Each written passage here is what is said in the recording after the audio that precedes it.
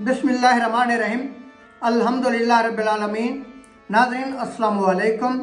NSN digital media के साथ मैं हूं सलीम शाहीन और आज की एक दिलखराश स्टोरी के साथ आपकी खिदमत में पेश हूं। जी हां, आज की जो कहानी है, आज की जो स्टोरी है वो है मोहब्बत, धोखा और फिर इंतकाम। ये दिलखराश वाक़या सियालकोट की धरती पर पेश आया है।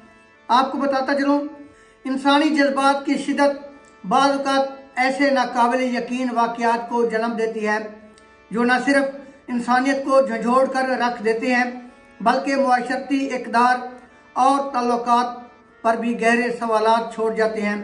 सियालकोट के एक हालिया वाक़े ने यही कुछ किया।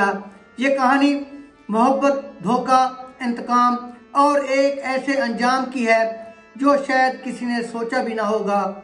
ये कहानी है शहदा और उमैर की, जिन्होंने मोहब्बत की राह में हर हद को पार किया, लेकिन अंजाम ऐसा कि दोनों की जिंदगियां तबाह हो गईं। शहदा और उमैर का रिश्ता एक आम इश्क की कहानी की तरह शुरू हुआ, जहां मोहब्बत के दावे, वादे और ख्वाब बुने गए। 2 साल तक ये मोहब्बत परवान चढ़ती रही, यहाँ तक कि शहदा ने उमैर से शादी का मुतालबा कर दिया क्योंकि उसके वालिदैन उसके लिए किसी और का रिश्ता देख रहे थे। उमैर ने वक्ती तौर पर खामोशी से निकाह का रास्ता अपनाया, लेकिन ये खामोशी ज्यादा अरसे तक बरकरार न रह सकी। 2021 में दोनों का निकाह हुआ, मगर उमैर ने इस शादी को अपने खानदान से छुपा कर रखा। शहदा जो अपने वालिदैन के साथ रहती थी, अपनी जिंदगी से मुतमईन थी, मगर इस खुशी के 2 साल बाद जब उसे मालूम हुआ कि उमैर ने दूसरी शादी कर ली है तो उसकी दुनिया उजड़ गई। जिस शख्स के लिए उसने सब कुछ कुर्बान कर दिया था वही उसे धोखा दे चुका था। जब शहदा ने एहतजाज किया तो उसका सामना बेरहमी से हुआ। एक झगड़े के बाद उमैर ने न सिर्फ उसे नजरअंदाज कर दिया बल्कि तलाक दे दी। टूटे दिल के साथ शहदा अपने वालिदैन के पास लौट गई, मगर वहां भी उसे सिर्फ ताने ही मिले। ये जख्म शायद वक्त के साथ साथ ढल जाता, मगर किस्मत ने एक और मोड़ ले लिया। 6 माह बाद उमैर के दिल में पुरानी मोहब्बत दोबारा जाग उठी। उसने शहदा से रब्ता किया, माफ़ी मांगी और बगैर किसी शरई अमल यानी हलाला के दोबारा निकाह कर लिया। ये निकाह इस कहानी का नया मोड़ था, मगर इस बार शहदा ने इंतकाम का फैसला कर लिया था। 26 जनवरी 2025 की रात जब उमैर शहदा को मिलने आया तो शहदा ने पहले से ही इंतकाम का मंसूबा बना रखा था। मोहब्बत भरे लम्हात के बाद उसने एक नशा आवर मशरूब उमैर को पिलाया जो उसे गनूदगी में ले आया।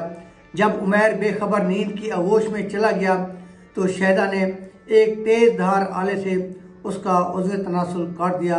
एक ऐसा भयानक फेल जिसने न सिर्फ उमैर की मर्दानगी बल्कि उसकी पूरी जिंदगी को तबाह कर दिया। इसके बाद शहदा फरार हो गई और अपने वालिदैन के पास जा पहुंची, मगर इंसाफ का पहिया तेजी से घूमा। उमैर के छोटे भाई जुबैर की मुद्दत में FIR दर्ज हुई और पुलिस ने शहदा को गिरफ्तार कर लिया, मगर हैरत अंगेज तौर पर शहदा ने न सिर्फ पछतावे का इजहार किया, न शर्मिंदगी का इजहार किया, बल्कि उसके अल्फाज ये थे, मुझे अपने इस अमल पर कोई शर्मिंदगी नहीं है क्योंकि मेरा तो कोई भी नहीं है, ना वालिदैन, ना शौहर, ना बच्चे। अब चाहे जेल हो या कुछ और, मुझे कोई अफसोस नहीं है। नाज़रीन, ये कहानी हमें कई तल्ख सच्चाई सिखाती है। जी हाँ, कि छुप छुपा कर किए गए फैसले अक्सर गलत नतीजे देते हैं। शादी जैसे बड़े फैसले वालिदैन की रजामंदी और ख़ानदान की मौजूदगी में किए जाएं तो बेहतर होता है, वरना अंजाम अक्सर बर्बादी की सूरत में निकलता है। नंबर 2, धोखा मोहब्बत को नफरत में बदल देता है। अगर उमैर शहदा के साथ ईमानदार होता या उसे तलाक देने के बाद दोबारा निकाह के लिए शरई तरीका अपनाता तो शायद ये वाक़या पेश न आता। नंबर 3, इंतकाम का रास्ता सिर्फ तबाही लाता है। शहदा ने जो कुछ किया उसने सिर्फ उमैर की जिंदगी ही नहीं बल्कि अपनी जिंदगी भी बर्बाद कर ली है। गुस्से में किए गए फैसले अक्सर नाकाबिले तलाफी नुकसान पहुंचाते हैं। और नंबर 4, वालिदैन को बच्चों की खुशियों का एहतराम करना चाहिए। बाज़ औक़ात वालिदैन के फैसले बच्चों को ऐसे रास्तों पर ले जाते हैं जहां वो गलत फैसले करने पर मजबूर हो जाते हैं। बेहतर है कि वालिदैन अपनी औलाद के जज्बात को समझें और उनके साथ खड़े हों। ये कहानी सिर्फ शहदा और उमैर की नहीं बल्कि हमारे मुआशरे की एक तल्ख हकीकत की अक्कासी करती है।